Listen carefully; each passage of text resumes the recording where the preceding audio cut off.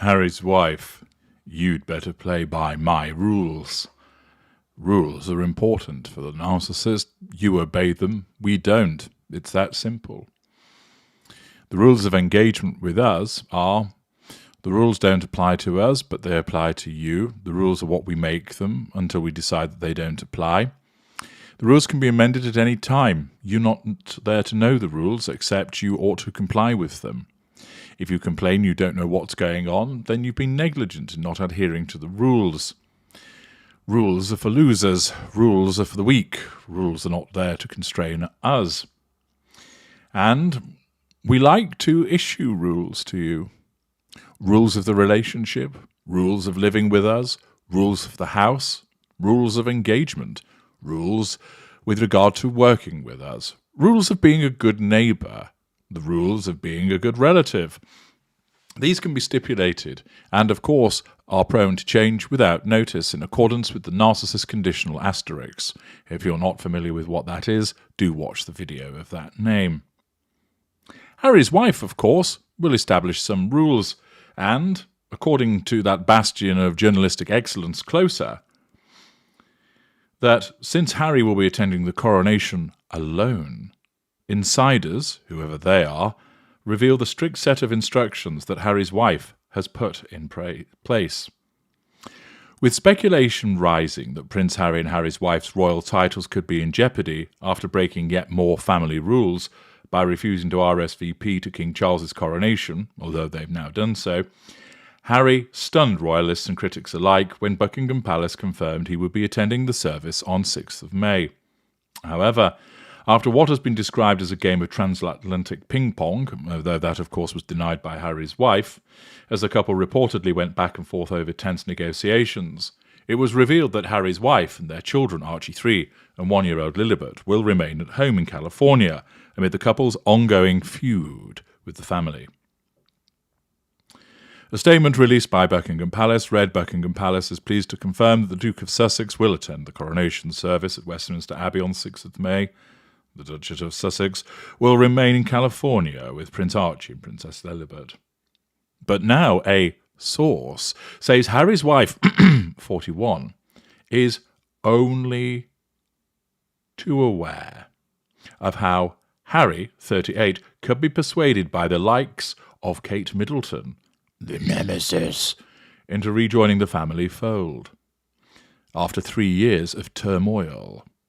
And in a bid to protect everything they fought for, or more accurately, of course, in a bid to protect her control over him, the receipt of fuel and his position of intimate partner primary source, she's said to be asking Harry to play by a strict set of rules. The insider says, naturally, Harry's wife has her concerns about Harry going to the coronation alone. She knows how the family feel about her, and worry they will try to talk to Harry and share their side of the story. This, of course, is how her narcissism apprehends the risk of his interaction with his family. Naturally, her narcissism doesn't pay any credibility to what's being said. It tells her that they're all liars, but nevertheless she's concerned about what the effect of those supposed lies have on Harry. Harry's wife doesn't really trust any of them. Well, that's commensurate with her being a narcissist, so she's made sure to set some ground rules for her husband. Harry's more than happy to follow them too, to keep the peace, if that's accurate. That would invariably be the response and mindset of the intimate partner primary source, who, in another world, might say, don't tell me what to do, don't give me rules, I'm not 5 years old. But knowing what it's like if he doesn't do as she says, it's easier for him just to go along with it. He won't be meeting up privately with William and Kate, and will keep the essential meetings with other family members very quick and formal. Well, that might be the instruction that he's being given. He might actually find that everybody else wants to keep the meetings quick and formal because they don't trust him to leak information. Harry and Harry's wife were said to have been left humiliated after they were shunned from the balcony at Buckingham Palace during the Queen's Jubilee, thermonuclear wounding. They received an equally frosty reception at the Queen's funeral in September, more wounding for Harry's wife, when Harry was allegedly told not to bring Harry's wife to Balmoral, and exchanged only brief civil exchanges with William. But while it's reported that Harry will not take part in the coronation procession, and that he's unlikely to attend the celebrations at Buckingham Palace, King Charles is often an olive branch. Facade management.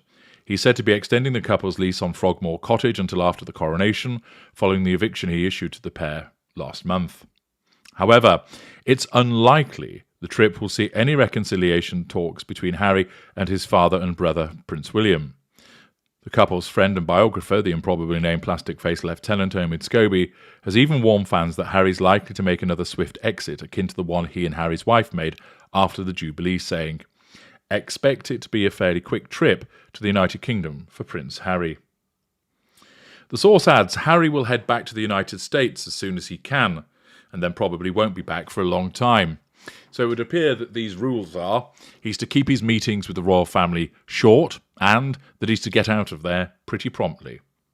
He and Harry's wife see no point, and she's currently in no mind to mend relations. Harry's wife knew her and Harry were going to be relegated to minor roles. She felt humiliated at the Jubilee with how they were treated, and she wasn't going through that again. Notice, of course, her victim mentality stands out. She doesn't recognise that she was treated that way because she deserved it. And royal insiders insist Harry's wife's absence has been a blessing, thinly disguised. Added, the rest of the family will be relieved that Harry's wife won't be there. It would have been particularly uncomfortable for Kate. The coronation day, which will be attended by around 2,000 guests, including world leaders, public faces and representatives from charities across the United Kingdom, also falls on Prince Archie's 4th birthday. And while Harry's wife, 41, didn't want the special occasion to be overshadowed by the coronation, the insiders say his birthday has been the perfect excuse.